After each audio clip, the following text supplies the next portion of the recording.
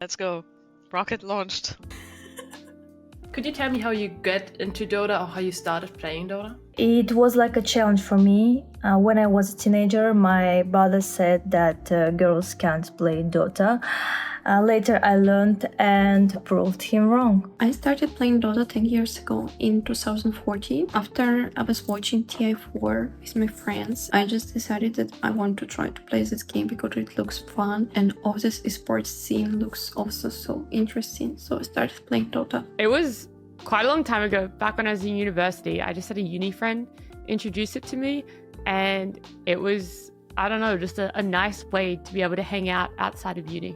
Originally, my siblings tried to get me into Dota. They just figured I'd really enjoy the game because of its complexity, stuff like that. But I was quite resistant, to be honest. It took an entire year, I think. And in the end, my brother sort of forced me to watch.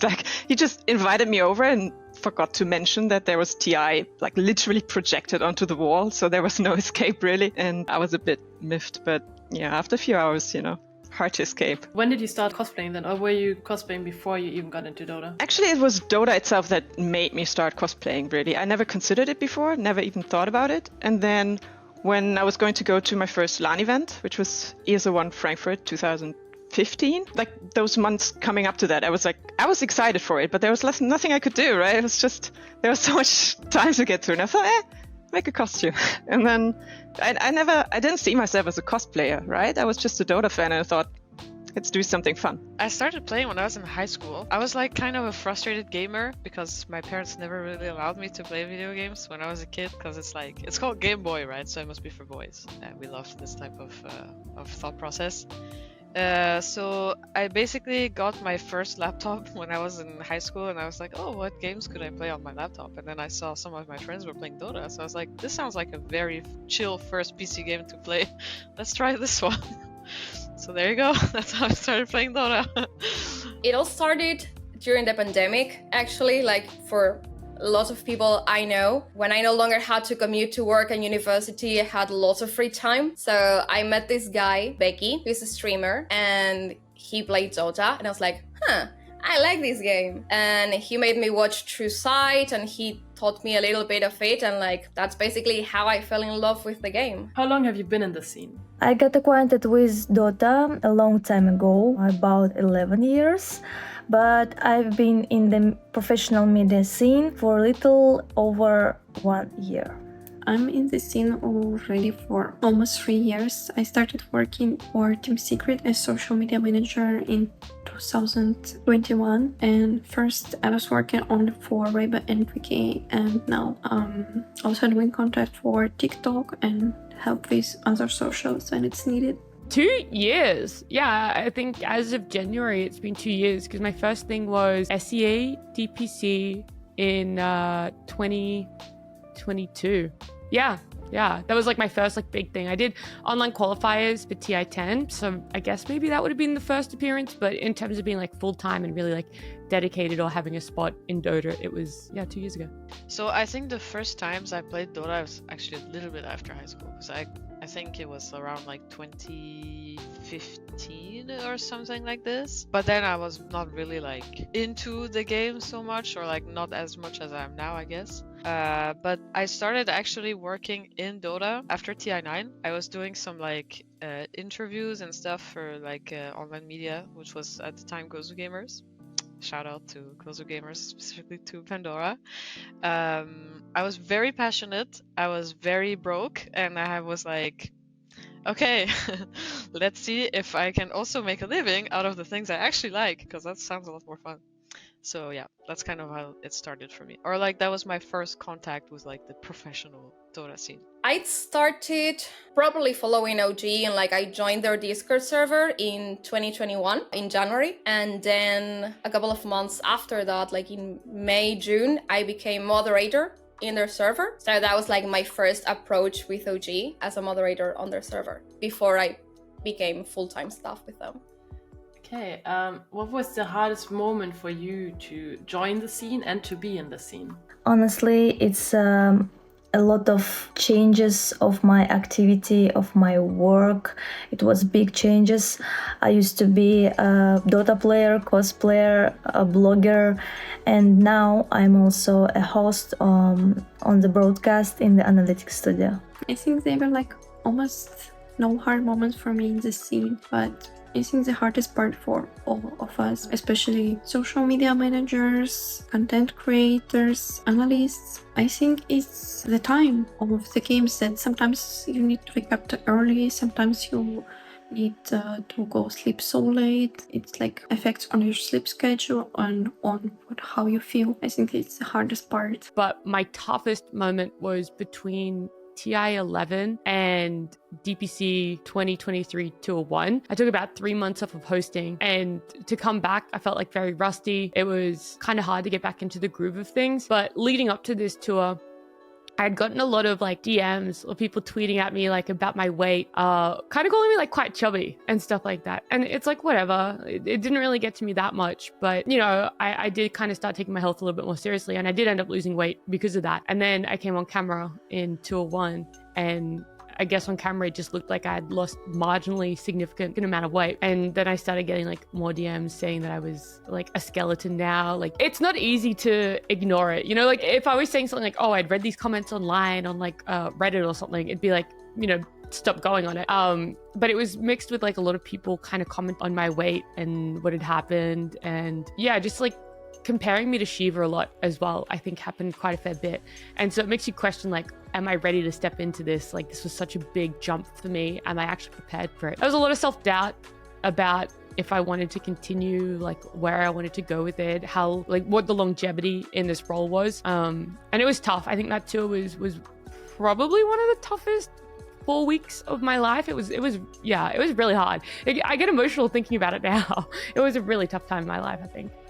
At the beginning, like when I got started, my first event, it was quite rough. Like the audiences, there was very little regard for how to treat a cosplayer. Like as soon as you put on that costume, you were like not a human anymore and weren't treated like one. It was rough, but it was crazy because just a few months later, there was another event also in Germany, also by ESL. No, like same city. It was ESL1 Frankfurt and then Frankfurt Major in short time. And it was already completely different and so much better already, which was, in a way, it was a shame because at that first event, there were a lot of new cosplayers and we lost a lot of them to the scene. Like many of them never came back. It was awful.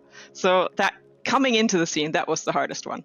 Definitely. I think the hardest moment actually is not like a specific moment, but it's more like I had a big imposter syndrome, especially when I actually took the OG account first, because I was never a social media manager before. I was a Dota fan, like a lot of people in Dota social media start off like this too. You're not really like a stats person or like a social media person, but you are a fan with creative ideas, and then you end up kind of in this type of role. Like, that's kind of what happened to me. I felt very unlegitimate, if that makes sense, to be doing this. And at times more than others, specifically when I had to like handle some drama or whatever. Because other than this, honestly, in this specific job, I haven't had like huge hardships.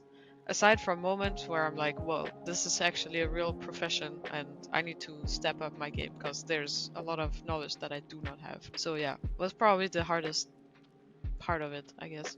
I think the moment we had to part ways with the Valorant team, because they were always like very close to my heart. We actually had 2 Valorant rosters. One was the French team, and then we had a VCT team as well. And the moment I had to like sit down and write down the post to say goodbye to them, it was like when it hit me that, damn, this is really happening. I really have to say goodbye to my boys, you know? So that was kind of hard.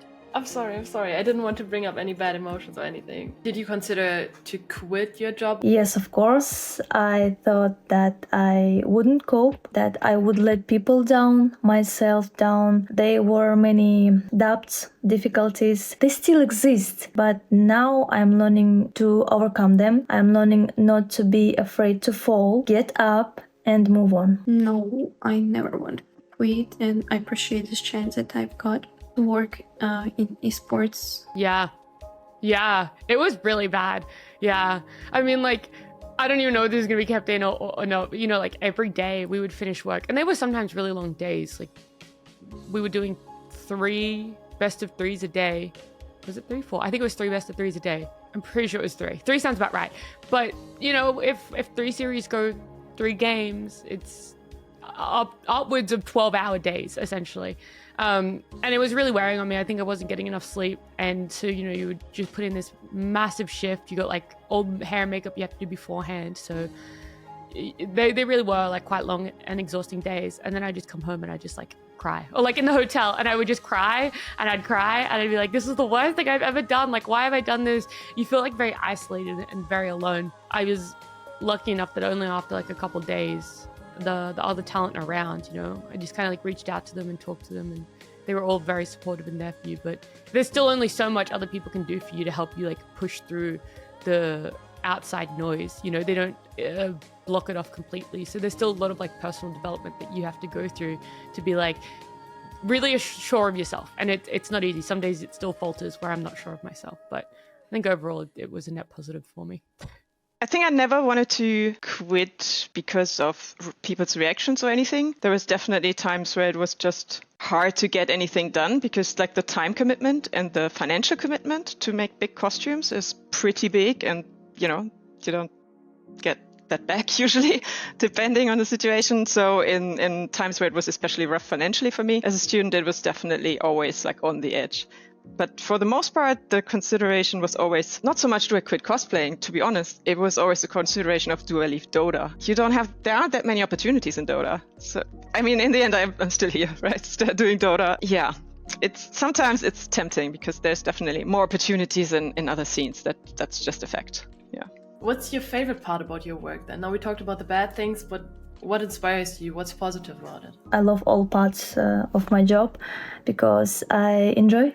My favorite part about my work is that my work is my hobby. I think this is the best what human can get. I enjoy what I'm doing. All these memes, content, it's all fun for me, and I really like and appreciate. And I'm super happy that I can do like all this content about games that I play, and I really enjoy it. Oh, there's so much. It's like, it's one of those things like when you focus on negatives, you're like, oh, I guess this kind of sucks. But the positives, I think I harp on a lot about it. But the people, for me, 100% the people. I absolutely love it. Everyone that I've gotten to know and gotten close with, everyone that I've gotten to meet have been these people that you really rarely would ever get to interact with. And my life has only ever gotten richer from like the people I've gotten to interact with. And that's not just other talent as well. It's people in production, people who work in like the offices, you know, people who do a lot of behind the scenes stuff. So people for me, job wise, 100%. And also the freedom we get. I mean, we get to talk about video games for a living. Like, it's a lot of fun. My goal is to always put out a lot of like content or to create a product and a vision that people really enjoy and have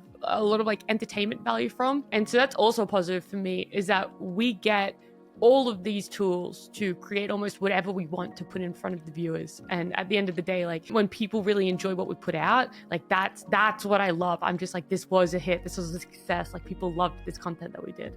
I think the best thing, and I feel a bit bad because I don't want to undervalue fans' reactions, you know, audiences' reactions, which is of course is great.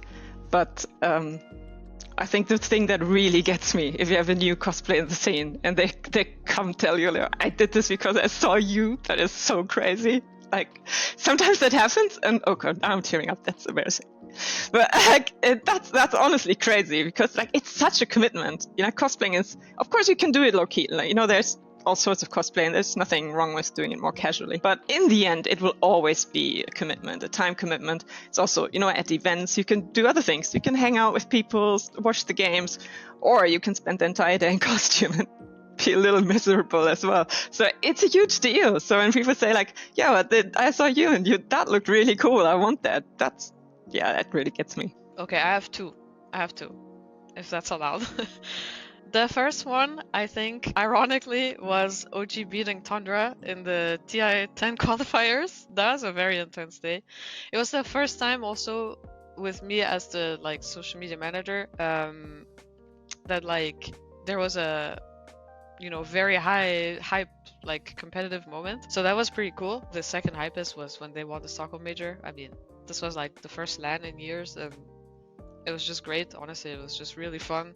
It was just it also, I mean, I'm sure you can relate as well. It also feels a lot more real what you're doing when you actually meet the fans, and like when you see people IRL and they're like, wow, I love your team, I love this team. It's not my team, but like, I love the team, I love what you do, blah blah blah. So these were the two peaks for me so far. Well, I started doing fan engagement coordination like around the Berlin Major last year, and I think being able to connect with the community has always been very important for me. Even when I was doing like Valorant socials, I always liked to hang out in the Discord, see what people liked, what they didn't like, what content they wanted to see, and I always try to interact with them and make them feel closer to the brand. And I feel our community really represents what the organization wants to put out to the world. Like, we are really aligned in that sense. Everyone is like super welcoming and super nice. I remember they were all super excited when I finally got my dream come true and I get the chance to work with OG.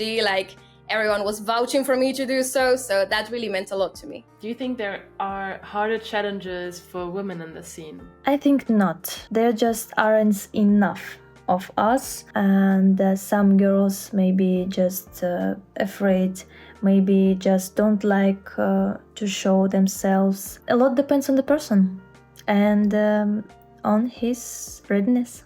From my experience, I think it's not harder because in our company we have a lot of women, even women managers for some of our rosters. So from my experience, I think it's not harder. It's like the same. The most important to be good, like in this. There's a bug in my room.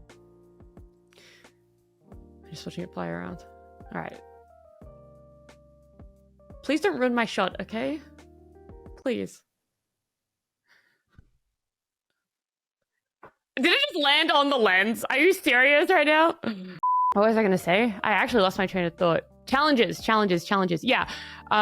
Yeah, we have to prove ourselves a lot. You know, there's, I think, cognitive bias, whether people are understanding or aware of it or not, where your assumptions are just kind of more gravitated towards men will know what they talk about, especially in a significantly like male-dominated industry. And it doesn't just pertain to esports, you know, I was in engineering beforehand. So what I say isn't strictly these people or these group of people. You know, I felt it in a different industry too, but you have to work twice as hard to prove yourself the same amount. And there's a lot of benefit to come from it too, but it sucks that we have to even do it in the first place. Do you think it's a harder challenge for women in the scene, especially in like now in the cosplay scene? Because like the female costumes are more like showing part of the female body, or is it for you like cross cosplaying?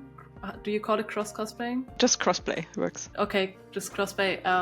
Is it easy? Is it simple, or do you ever like figured any issue or problem there? For me personally, I think in the cosplay scene itself, like amongst cosplayers, I don't think it's really a thing. I don't think it matters much. The reactions will be different, of course, to the audience, but there's so much else going on, right? Like, of course, body shaming is an issue. Let's not lie to ourselves, right? And like sometimes if you're like really tall and, you know, you're a buff guy, then simple armor might look really impressive. And if you're like a tiny girl, it might not look that impressive, even though it is. Or, you know, other ways where you're like, oh, that doesn't look like that, whatever, even though it's not relevant to the craft. So there's a lot of aspects. I don't think in the cosplay scene itself, it's the gender plays a big part. I think being in Dota, that plays a huge part, right? Just that feeling of belonging and having a place and yeah, not feeling chased away, I think. At least back then. I think it's gotten better, but maybe I just got better at ignoring it and not really taking it in so much. Yeah, for sure. I mean, personally, I got very lucky. Like, how I got this position, it was very random, but I think there's also maybe a lot of orgs where it's harder, I think, to just stand out just because of like who you are. You know, you always meet some idiots that are like, oh, girl, not no games. Personally, I didn't meet so many of these people, but I did meet some, and I also did, you know, deal with basically, I had someone ask me to not stop having and giving my opinion in a meeting before, so that was an interesting side quest of my job so far. I believe that the scene can be a very hostile place, and I've experienced it watching my friends play. I've got several friends who are like streamers or content creators, and sometimes they would like jump on a game and they would be people telling them like to go to the kitchen, or just not wanting to play as a team with them just because they were female, or if they were talking they would pretend they're not listening and do the opposite of what they say, you know. So I feel in that regard it can be quite hard. So I feel that is why it's important for organizations to do this sort of campaigns to basically let everyone know that the scene can be a hostile place, but there are also lots of welcoming people and lots of organizations who are willing to create a safe space so we can grow within the esports community. What makes the female personalities so special in the scene? What do they bring to the scene that maybe other people in general don't bring to the scene like this? I think the woman adds colors, diversities. She can be a cool analyst or host or manager. Esports has no gender. I think they bring more peace and fun. That's what I feel. There's so many things. I feel like it's such a cop-out answer to say so many things, but genuinely, I think the main ones for me are humor, perspective. Like, it's a very different perspective. Charm. I think a lot of the women in the scene have amazing charm. Like, they are just so enjoyable to watch for talent and to talk and be around for women behind the scenes. First of all, I think it's important that they do bring the same thing to the scene that everybody else does. And, you know, people are talented in certain ways, and just wasting someone's talent because of their gender is just, that alone is a shame, right? Like, just selecting amongst just a part of the scene is a shame. But then I also think that a diverse scene will always be stronger. First of all, you talk to more people, like you address a bigger group of people, you have more perspectives. It's just not that uniform. We're not even talking, in case of Dota, not just talking about guys. We're also talking about, in the Western scene, straight white guys. Like, that's quite limited. Let's not pretend, right? So I think a bit more diversity is definitely better for everybody, because you can just make the scene grow, which you can't if you're just one kind, basically one group that, you know, talks to itself. I don't think there's like a specific gender that brings something more than others. What I think, however, is that diversity brings the best out of people most of the time, whether it's like, you know, mixed ethnicities or, you know, mixed genders, whatever, personalities. So I do think there's a lot of room for more diversity in that sense, because it definitely, I mean, when you learn things that you don't know, it obviously makes you smarter. So it makes you approach things, you know, better, basically. And I do think that there's some things that some people will be better at than others. So why would you sleep on that knowledge or deny yourself more open-mindedness or, you know, better ideas, whatever? So I feel the life experiences we have kind of shape the way we behave and interact with others, and I think that's what makes like non-binary or women or any other minority in general so special, because we bring a different perspective. And that's kind of also like all the hardships we experience, we kind of take that and try to make the community a better place so others don't have to experience the same thing we experienced. So I think that's very important. I want you to give a shout out to 2 female people in the scene that need more recognition. I just want to express my admiration for every woman, especially those who are in esports. I would like to mention my colleagues Kat, our creative director, Bobby, my Rocket League manager, Yam Yam, Valorant manager, and Lele, our Vietnamese social media manager. They're all amazing, and I think they should get more recognition. I mean, my first person is definitely Sophie. She hosted SEA DPC last year, so in 2023, and she grinds so hard on the content. Everything she makes feels like a masterpiece. Like, I have a lot of appreciation for Soph, and she's a very, very, very sweet person. So she's my first person that I would love to give more recognition to. And my second person is going to be Marple. So she works for Team Spirit and someone that I recently got close with at the Dota event. So she's my second person. Shout out to a female person in the scene. That's hard. Like, all of them? Maybe? Please feel shouted out too.